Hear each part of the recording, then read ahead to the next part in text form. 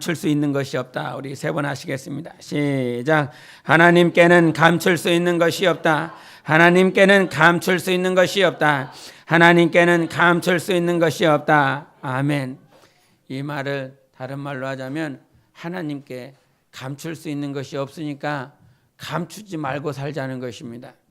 우리는 뭔가 하나님의 지금 이 자리에도 우리 하나님은 함께 하시는 하나님이십니다.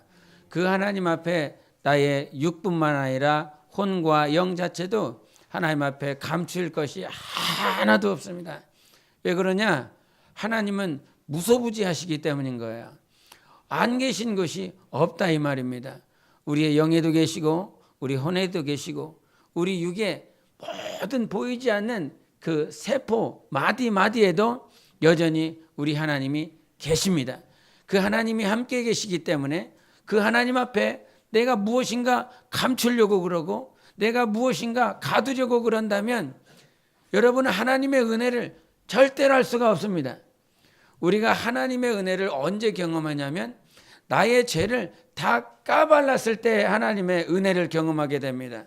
그 은혜는 무엇이냐? 내가 죄가 있어서 그 죄를 감추려고 했었는데 하나님은 그 죄를 드러내두시더니 세상 사람들처럼 그 죄에 대하여 너는 죽일 놈이다, 너는 죽일년이다 하지 않고 나는 처음부터 영원까지 네 죄를 용서하려는 하나님이다라고 가르쳐 주시는 것입니다. 우리가 지금 세상에 막 시끌벅적하고 있지 않습니까? 지도자의 치부와 또 세상에 많은 그 정치 지도자들의 소리들이 들리면서 그들의 치부들이 많이 드러나고 있습니다. 그 소식을 보면서 그 사실을 보면서 그럼 나는 온전한가라고 하는 것을 다시 생각해 봐야 됩니다. 나는 정말 온전한 삶을 살았나? 나는 정말 하나님 보시기에 기뻐하시는 삶을 살았나?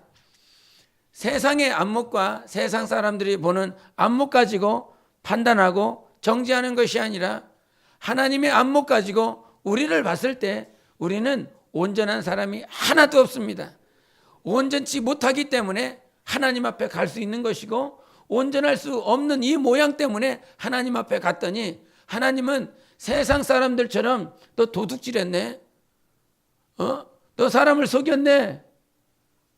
너 정말 세상 가운데 모든 기업들 아니면 가정들 다 그렇게 파괴하고 하는 그 길로 네가 그 자리에 있었네.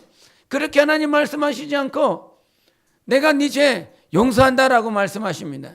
네 죄를 용서하겠다라고 말씀해 주셨어요. 그런데 그 죄를 용서하시는 건 하나님의 사랑 때문이고 그 사랑을 십자가에서 흘려주신 예수 그리스도의 보혈 때문인 것입니다. 그래서 우리가 하나님의 은혜를 경험하는 건 내 죄를 감출 때 드러나는 것이 아니라 내 죄를 하나님 앞에 다 드러내놓을 때에 하나님의 온전하신 은혜를 경험할 수가 있는 것입니다. 하나님이 어떠하신 분이신지를 우리가 알 때에 신앙생활을 승리할 수 있습니다. 할렐루야. 언제 승리한다고요? 하나님이 어떠하신 분인지 하나님의 온전하신 그 하나님을 우리가 알 때 영적 생활, 신앙 생활, 이 땅에서의 모든 생활을 승리할 수가 있습니다. 우리 53절을 보시겠습니다. 8장 53절을 보십니다. 같이 읽습니다. 시작. 너는 이미 죽은 우리 조상 아브라함보다 크냐? 또 선지자들도 죽었거늘 너는 너를 누구라 하느냐? 아멘. 이와 같이 너는 너를 누구냐라고 유대인들이 물어봤습니다. 그랬더니 주님께서 이런 표현을 하기 위해서 좀 죄송하지만 주저리 얘기를 하십니다. 너는 나를 누구냐? 너는 너를 누구라고 하느냐라고 물어봤을 때 마치 예수님께서 제자들에게 물어보셨을 때 너희는 나를 누구냐라고 했을 때 침례 요한입니다. 엘리야입니다. 아니면 예레미야입니다. 선지자 중에 하나입니다. 이렇게 말씀하시는 것, 이렇게 정확하게 확 떨어지게 말씀하시는 것이 아니라 나는 하나님을 안다. 그리고 그 하나님이 나를 안다. 그러면서 한 사람의 예를 들었는데 그 사람이 아브라함이었어요. 그 아브라함 얘기를 하면서 58절에 이런 말씀을 하십니다. 같이 읽습니다. 시작.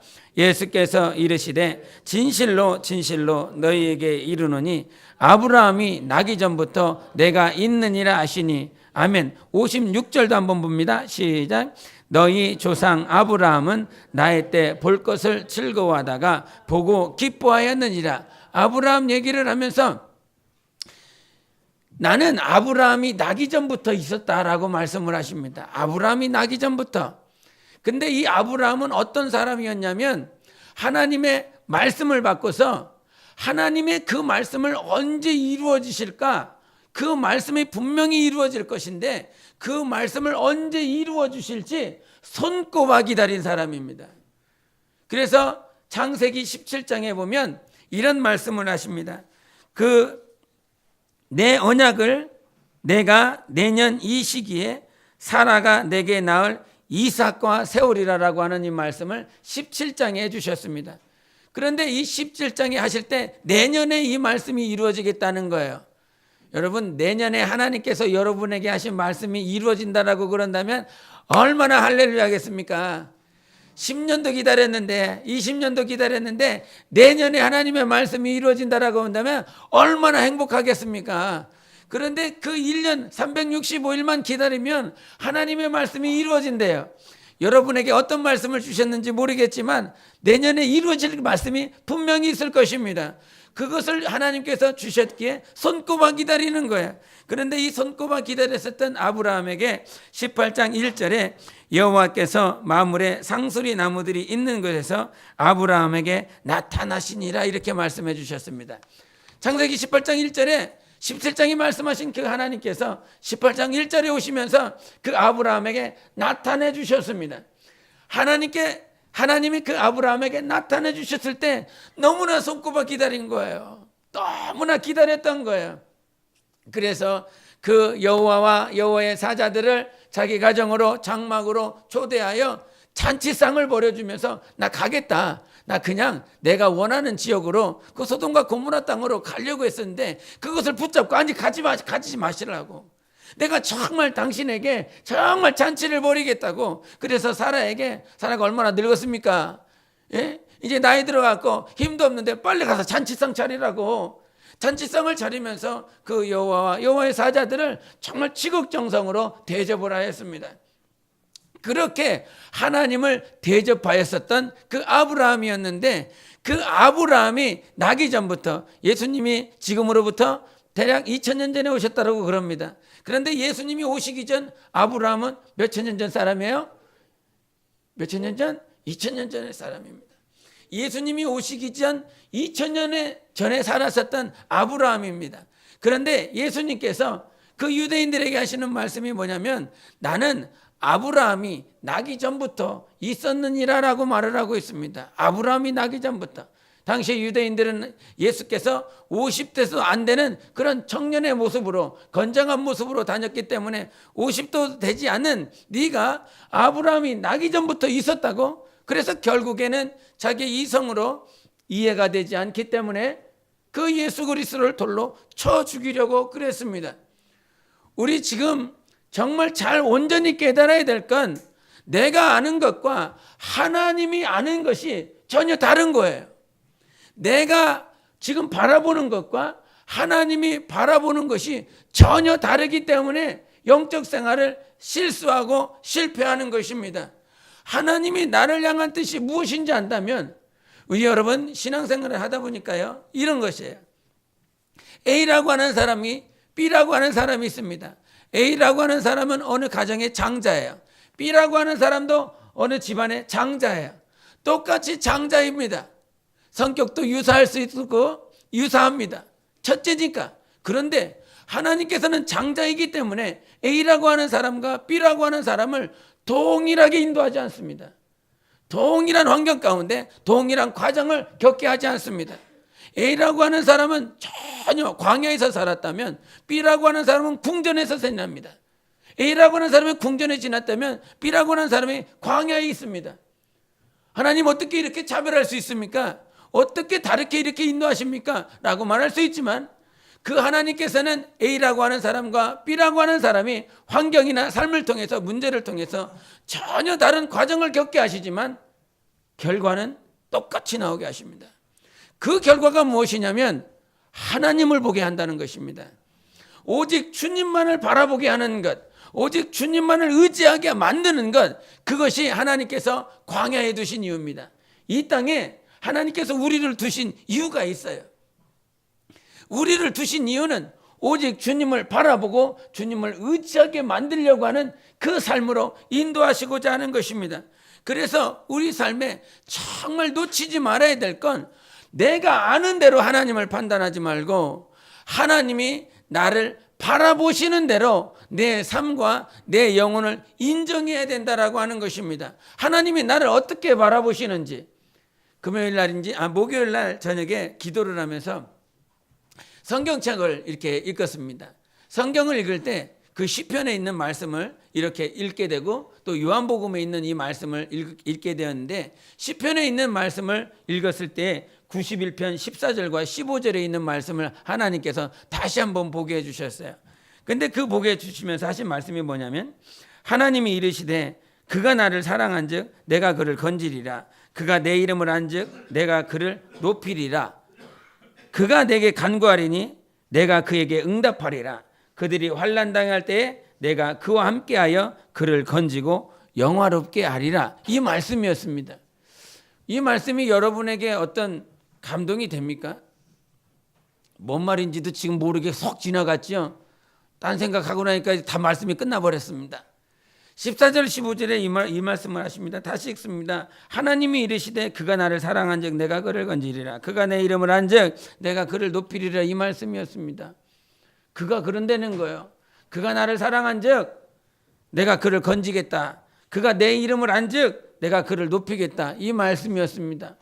그가 그런다고 그러니까 저 사람이 그런다고 그러니까 저 사람이 사랑한다고 그러니까 저 사람이 내 이름을 안다고 그러니까 나와 상관없으니까 말씀이 내게 들어오지 않아요. 나와 전혀 상관이 없는 거예요. 그런데 이 말씀을 하나님께서 이제 오전에 읽었을 때 이 말씀을 이게 주셨습니다. 이게 마음에 두게 하셨어요. 그런데 그날 저녁에 기도하면서 다시 이 말씀이 생각이 나는 거예요. 그래서 이 말씀을 다시 펼치면서 다시 읽었습니다.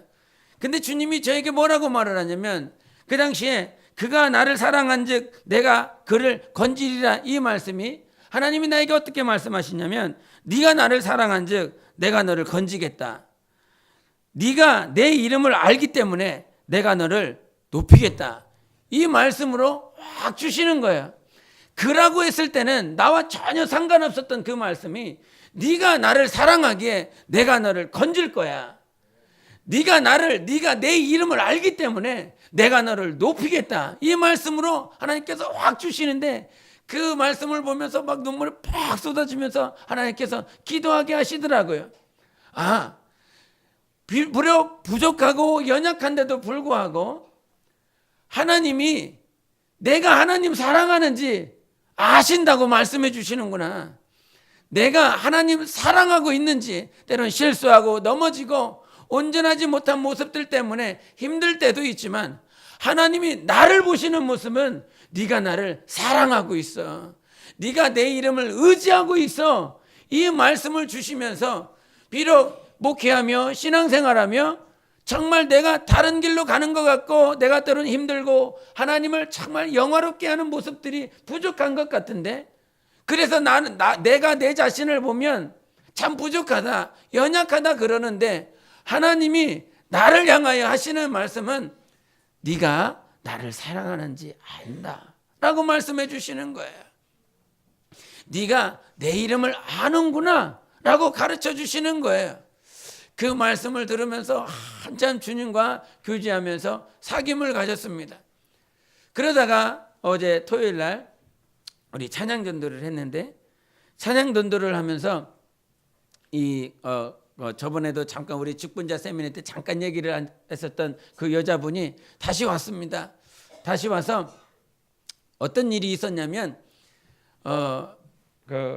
10월 달 말 정도에 찬양 전도를 하고 있었는데 여자분이 오셔서 당신이 싸우고 있다는 거예요. 영적 싸움을 하고 있는데 신천지들과 여호와 증인들과 싸우고 있다고. 그들의 교리를 전하지 못하도록 그들 앞에 서서 계속, 그분 말이 그렇습니다. 째려본다고. 계속 째려보면서 그 일을 하지 못하도록. 왜?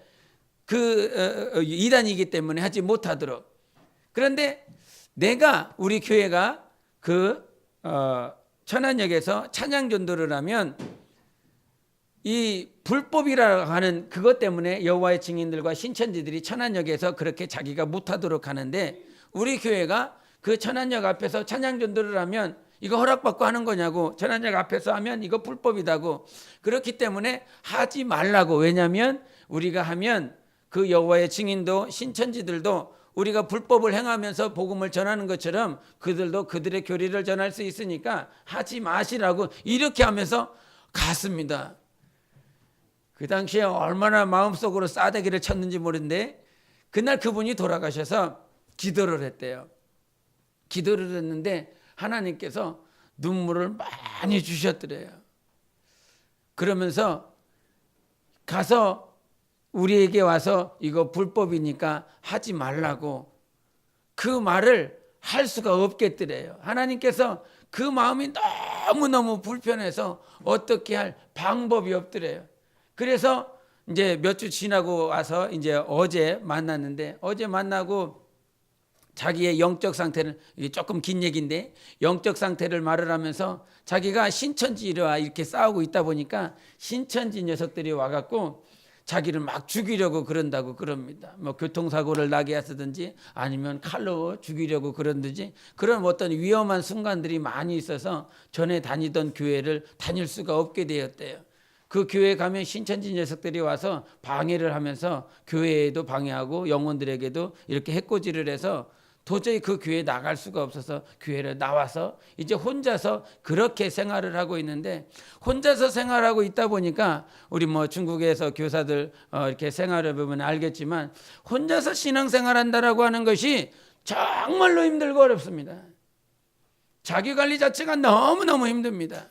성령의 인도를 받는 것이 무엇인지, 주님이 정말 말씀으로 이와 같은 말씀으로 인도하시는지 이해가 안 되고 제대로 갈피를 못 잡습니다. 그런데 그분이 그 상태더라고요. 여호와의 증인들은 신천지들은 이렇게 대적하며 하는데, 내가 이렇게 지금 나와서 이렇게 찬양 전도하고 있는데 이렇게 지금 하고 있는 것을 내가 방해한다면 내가 정말 하나님의 뜻일까라고 하는 것 때문에 상당히 갈등을 겪고 있더라고요. 혼자서 주님의 음성을 듣지 못하겠고 영혼이 너무 이게 넉다운 되어 있어서 어떻게 해야 될지 모르는 그런 상태더라고요. 그러다가 한번 우리가 그분이 저에게 요청하기를, 제가 혼자 생활하고 혼자 기도하기 때문에 너무 힘들다고. 그래서 혹시 목사님 교회에 가서 목사님 기도할 때 내가 옆에서 기도하면 되지 않겠느냐고. 그 말을 들으니까 얼마나 이렇게 심란한지 모릅니다.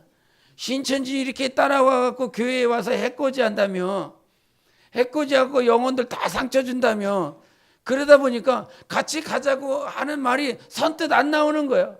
기도하겠다라고 그러는데, 영혼이 살고 싶어서 기도하겠다라고 그러는데 그걸 같이 가십시다, 기도하십시다, 이 말이 안 나오는 거예요. 예? 그래서 속으로 말씀을 드리기를, 제가 좀 생각해 보겠습니다. 생각해 보고 우리 재직들하고 얘기도 좀 해보겠습니다. 이제 그렇게 얘기를 했더니, 그러지 마시고 복음 전도하시면서 기도해 달라고, 기도하시면서 결정해 달라고. 그래서 한 10분 정도 얘기하고 이제 전도를 했는데, 전도를 하면서도, 외침 전도를 하면서도 어떻게 해야 되나, 저분을 데려가야 되나 말아야 되나, 내 옆에서 기도한다는데, 저 여기서 기도하는데 옆에서 기도한다고? 그 말은 아니겠지만 같이 이렇게 예배당에 와서 기도한다는 말이겠지만, 어떻게 해야 되나. 예? 근데 그렇게 계속 복음을 전하고 계단 올라가서 이제 떨어진 전도지를 줍고 내려오면서 주님께서 이런 마음을 주시더라고요. 하나님께서 저 영혼 살리라고 그러시나 보다. 만나게 하신 것도 하나님께서 뜻이 있으시겠지. 때로 이렇게 충돌하게 만나게 하셨지만 저 영혼을 살리고자 하는 하나님의 무슨 뜻이 있을겠다. 내가 앞에 일주일 뒤에 1년 뒤에 뭔 일이 벌어질지는 모르지만 분명히 우리의 만남은 하나님께서 만나게 하신 것은 이유가 있으려니 하면서 알지는 못하겠지만 그렇게 내 마음속에 하나님께 그런 마음을 주셔서 자매님 하나님께서 이런 마음을 주셔서 같이 가시도록 하시죠. 이렇게 해서 왔습니다. 그렇게 해서 와서 이게 목회실에서 얘기를 하는데 이제 얘기를 시작하는데 자기는 예배를 안 드렸다는 거예요. 예배를 혼자서 드리다 보니까 예배가 너무 갈급하다는 겁니다. 그래서 여기서 예배를 드리자고 뭐 둘이서 앉아갖고 이렇게 여기 뭐 몇 평이나 된다고 둘이 앉아갖고 서로 얼굴 봐가면서 그래서 예배를 드리자고 그러니까 어떡합니까? 예배 드려달라고 그러니 그래서 주 안에 있는 나에게 난 근심이 있으랴 찬송했습니다. 찬송했더니 누가 와갖고 밥 먹으라고 했던 것 같은데 그런데 그렇게 하면서 예배를 드리다 말고 정말 그의 영혼이 너무 갈급해서 안수 기도를 목사님은 해주십니까? 그래서 네 안수 기도 네 해줍니다. 우리 교인들 절기 되면 아니면 성령께서 감동을 주시면 제가 안수 기도를 합니다. 그러면 저한테도 안수 기도를 해주실 수 있습니까? 네 원하신다라고 그러는데 뭐 저는 그냥 통로만 되니까요. 그 통로로서 안수 기도 해드리겠습니다. 그래서 안수 기도를 해주는데 안수 기도를 해주자마자 막 떠는 겁니다. 귀신 들어가서 떠는 게 아니라요. 마음이 감동이 돼서 확 눈물을 펑펑 쏟아가면서 안수 기도를 받더라고요. 처음부터 마치는 그 순간까지 안수 기도를 하면서 계속 눈물을 흘리며 그러면서 자기의 속마음을 자기가 속마음을 잠깐 얘기를 하는데 그렇게 목사님한테 나 데려가면 안 되냐고 목사님 교회 가서 기도하면 안 되냐고 그렇게 하고 목사님이 그 계단 밑에서 전도를 하는데 전도를 하면서 그 외침 전도하는 소리가 들리는데 그 전도하는 그 소리 목사님 옆에 있으면서 그 전도하는 소리를 들으면서 하나님께서 계속 주시는 것이 무엇이냐면 저 목사 하나님 사랑한다. 하나님을 정말로 사랑한다. 죄송합니다. 괜히 자화자찬으로 가는 것 같아갖고 죄송합니다. 저 목사가 하나님 사랑한단다. 하나님을 진실로 사랑한다. 그 감동을 계속 주셔서 그 앉아서 그냥 발짱 끼고 계속 듣는데 모자를 쓰면서 듣는데 계속 눈물을 흘리면서 하나님이 사랑하시는 종이다. 하나님이 정말 사랑하는 종이다. 또 하나님을 너무너무 사랑한다. 이런 감동을 주시면서 그것을 가지고 그대로 온 거예요. 그대로 와서 다른 얘기하지 않고 사랑에 대해서 생명에 대해서 얘기하고 안수 기도를 해줬더니 그렇게 영혼이 폭포수와 같은 눈물을 흘리더라고요. 이 목요일 날 저녁에 기도하면서 네가 나를 사랑한즉 내가 너를 건지리라. 네가 내 이름을 안즉 내가 너를 높이리라 하라고 하는 그 말씀을 토요일 날 그 여자분과 같이 얘기를 하면서 다시 한번 하나님께서 들리게 해주셨습니다. 그러면서 느끼게 하는 것이 무엇이냐면 우리는 나 자신을 보며 나 자신의 관점을 가지고 나를 아는 것처럼 생각합니다. 내가 실수하는 것이 먼저 보이죠. 내가 잘하는 것보다 내가 없어 보이는 것, 내가 잘 못하는 것이 먼저 보이기 때문에 그것이 기준이 되어서 나를 가치를 판단을 합니다. 그러나 하나님은 나 자신을 판단할 때, 내 가치를 판단할 때 예수 보혈로 판단하는 것입니다. 예수 생명으로 내 영혼의 가치를 판단하고 있는 것입니다. 그래서 내가 아는 것과 하나님이 나를 아는 것은 전혀 다르다라고 하는 것입니다. 지금 유대인들이 예수 그리스도를 누구로 압니까? 요셉의 아들로 압니다. 그냥 젊은 청년, 선지자와 같이 일을 하는 청년으로 그렇게 알고 있습니다. 그러나 하나님은 자기 자신을 말을 할 때 나는 아브라함이 있기 전부터 있었던 하나님이라고 말을 합니다. 이 말인즉슨 너는 너를 누구냐라고 말을 했을 때 아브라함이 나기 전부터 있었냐? 나는 아브라함을 봤다고 그랬습니다. 예수님께서 56절에 나는 아브라함을 봤다고. 아브라함 보셨습니까? 아브라함을 봤다고요.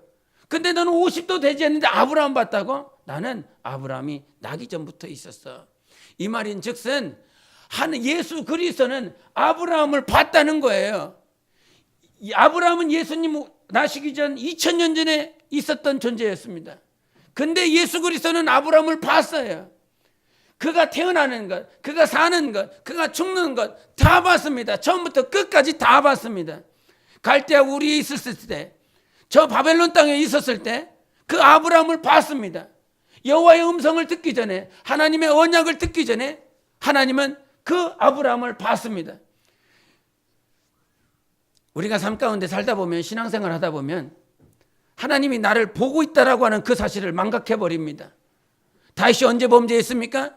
하나님이 다윗을 보고 있다라고 하는 그 사실을 망각했을 때 우리아의 아내 바세바를 범했습니다. 하나님이 함께하고 있어. 지금 하나님이 너를 보고 있어. 근데 그 사실이 육안으로만, 육신으로만 그렇게 보여지고 판단되어지기 때문에 그렇게 바세바를 범했습니다. 아담이 언제 범죄했습니까? 자기 눈앞에 보이는 하와가 보였을 때, 하나님이 보고 있다라고 하는 그 사실이 망각되어졌을 때, 하와는 언제 범죄했습니까? 하나님이 잊혀지고 자기 눈앞에 보여지는 뱀만 보였을 때에, 유혹하는 그 사단만 보였을 때에 그가 범죄하게 되었습니다. 우리의 시각을 열어서, 우리 영안을 열어서 하나님 보십시오. 하나님이 오늘도 나를 보고 있습니다. 내가 그러면서 어제 이제 금요일 날 이렇게 말씀을 전하면서 막 기도를 하는데 주님께서 과거의 모습들을 이렇게 비춰주시면서 우리는 생각이 어떤 생각이냐면 가끔 이런 생각을 합니다. 내가 예수 믿고 난 다음부터 우리 하나님께서 나에게 관심 갖고 예수 믿었으니까, 예수 믿고 하나님의 자녀 됐으니까 그때부터 하나님께서 나를 보고 계시고 나에게 관심 갖고 보양하는 것으로 착각하는 사람들이 있습니다. 그런데 금요일 기도하면서 하나님께서 막 옛 과거들의 모습들을 이렇게 비춰주시면서, 제가 저기 시골에서 살았거든요. 시골에서 태어나서 막 산 왔다 갔다 하면서, 저기 막 밭에 왔다 갔다 하면서, 논자락에 왔다 갔다 하면서 친구들하고 막 놀면서, 저기 저수지 가면서 친구들하고 막 수영하면서 과거에 예수 믿기 전의 모습들을 하나님께서 이렇게 비춰주시면서 그때 주님께서 하시는 말씀이 내가 그때 너 보고 있었다라고 하는 사실이었습니다. 예수 믿고 난 다음에 내가 너를 받고, 예수 믿고 난 다음에 너를 인도한 것이 아니라 예수 믿기 전부터 전혀 주님이라고 하는, 예수라고 하는 그 복음, 그 하나님의 이름을 듣기 전부터 나는 너를 보고 있었고 나는 너를 인도하고 있었다라고 하는 것. 인도하려는데 너 네 갈 길로 가더라. 자꾸 부르는데 네가 원하는 삶대로 그렇게 가려고 그러더라. 나는 계속 보고 있었고 나는 계속 너를 인도하고 있었다. 이렇게 하나님께서 가르쳐 주시면서, 정말 하나님은 우리 삶 가운데 예수 믿기 전이든 오늘 예수를 믿고 있는 이 시간이든 하나님은 나를 보고 계시고 나와 함께 하시는 하나님이십니다. 그 하나님이 오늘도 나를 지키고 있는 거예요. 나를 보호하고 있는 거예요. 그러면서 하나님께서 주신 찬양이 이 찬양이었습니다. 그때 너를 보았노라. 이 찬양이었습니다. 찬양 가사가 나를 위해 죽으신 주님을 위하여 하나뿐인 이성대 주님께 바치니 어찌하니 기쁘랴. 목은 아파와도 그날에 주님 만나면 말씀하시리라. 착하고 어린 종아 내 너를 보았노라. 목이 터져라 날 친구할 때 그때 너를 보았노라. 이 절은 이렇습니다.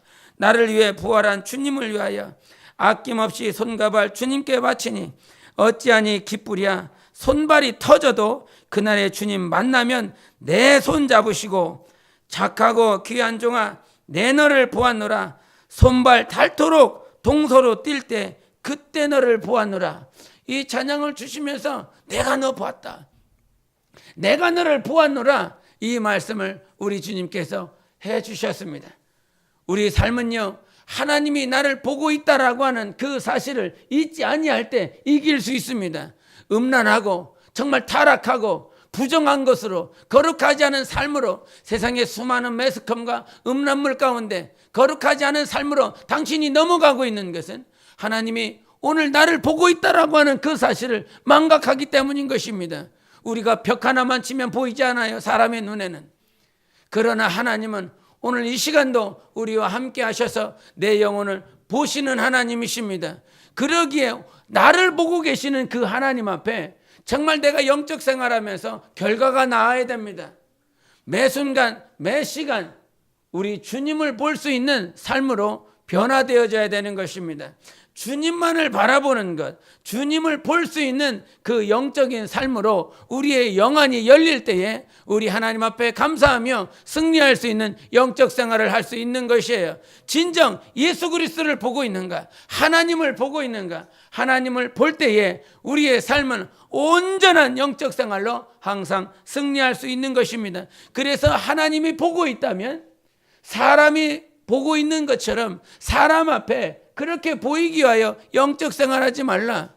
하나님 앞에서 영적 생활하라. 우리 주님께서 그렇게 말씀해 주십니다.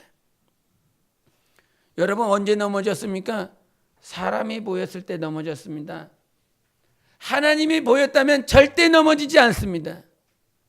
하나님은 나의 영혼을 보시며 넘어졌다 하라고 할지라도 일으켜 주시고 회복해 주시고 생명 주시고 사랑한다라고 말씀해 주시고 괜찮아, 이길 수 있어, 괜찮아, 승리할 수 있어. 왜? 내가 너 사랑하고 있고 내가 너를 붙들어 주니까. 우리의 어머님이 다 언제였습니까? 우리 한국 땅에 전 세계 수많은 크리스천들이 있었습니다. 당신의 영혼 언제 넘어졌습니까? 하나님 봤을 때 넘어진 자 없습니다. 하나님을 봤을 때는 모두 다 일어났습니다. 그 에스겔 골짜기에서 에스겔 선지자로 말미암아 보여줬었던 그 모든 마른 뼈들이 하나님의 생명으로 넉넉히 일어날 수 있었습니다. 생명도 없었고요, 기운도 없었고요, 살도 있지 않았습니다. 그럼에도 불구하고 하나님을 바라보므로 하나님의 말씀이 들렸을 때는 다 일어나는 거 아닙니까? 그러나 사람의 말이 들리면 넘어지기 시작합니다. 사람의 모습이 보이면 그때부터 자꾸 절망으로 빠져들어갑니다. 그러나 주님을 보면 주님은 나의 영혼을 향하여 사랑한다, 생명으로 우리의 영혼을 이끄시는 참 하나님이십니다. 그래서 넘어지지 말자고요. 사람 때문에 넘어지지 말자고요. 우리는 사람 아닙니까? 목사 보고 넘어지지 마시기를 예수 이름으로 축원합니다. 우리에게 전도사, 권사, 집사들 보고 넘어지지 마시기를 바랍니다. 하나님만이 우리를 구원하실 유일하신 참 하나님이신 것입니다. 그래서 하나님을 볼 수 있도록 오늘도 영안이 열리기를 성령님 도와주세요. 모든 삶 가운데 정말 주님이 보일 수 있도록 그러한 삶으로 나아갈 수 있도록 우리 하나님께서 이끌어 주십니다. 사람 앞에서 아닌 하나님 앞에서. 에베소서 6장에 이런 말씀하세요. 눈가림만 하여 사람을 기쁘게 하는 자처럼 하지 말고 그리스도의 종들처럼 마음으로 하나님의 뜻을 행하고 기쁜 마음으로 섬기기를 주께 하듯 하고, 이렇게 말씀하십니다. 사람들에게 하듯 하지 말라. 눈가림이라고 하는 이 말씀을 영어 성경으로는 아이 서비스라고 그럽니다. 서비스를 하는데 아이 서비스는 눈을 서비스를 해준다는 거예요. 눈을 기쁘게 하는 눈가림이라고 하는 것이 눈만 좋게 하는, 눈만 기쁘게 하는, 사람의 눈을 기쁘게 하는 그런 삶을 살지 말고 하나님을 기쁘시게 하는, 하나님 앞에서 영적 생활하도록, 저 사람의 눈을 기쁘게 하기 위해 여러분이 봉사하지 마십시오. 저 사람의 눈을 기쁘게 하기 위해서 여러분 찬양하지 마십시오. 저 사람의 눈을 기쁘게 하기 위해서 기도하지 마십시오. 하나님 앞에서 하듯 그렇게 영적 생활을 할 때 우리는 우리의 신앙생활, 영혼의 삶을 항상 승리할 수 있는 것입니다. 사람 보지 말고 주님 바라보는 영적 생활 하십시다. 정말 주님을 바라볼 수 있는 영안이 열릴 수 있도록 성령께 기도하고 성령을 의탁하는 여러분의 영적 생활이 되시기를 예수 이름으로 축원합니다. 기도하시겠습니다. 이 시간 기도하실 때 오늘도 하나님은 우리가 기도할 때 보실 것입니다. 우리가 기도할 때 하나님은 나와 함께 하셔서 보고 계십니다. 이 시간도 성령으로 우리 주님 바라보며 항상 주님을 바라보며 영적 생활할 수 있는 우리 모두가 될 수 있도록 우리 함께 예수여 외치고 기도하시겠습니다. 예수여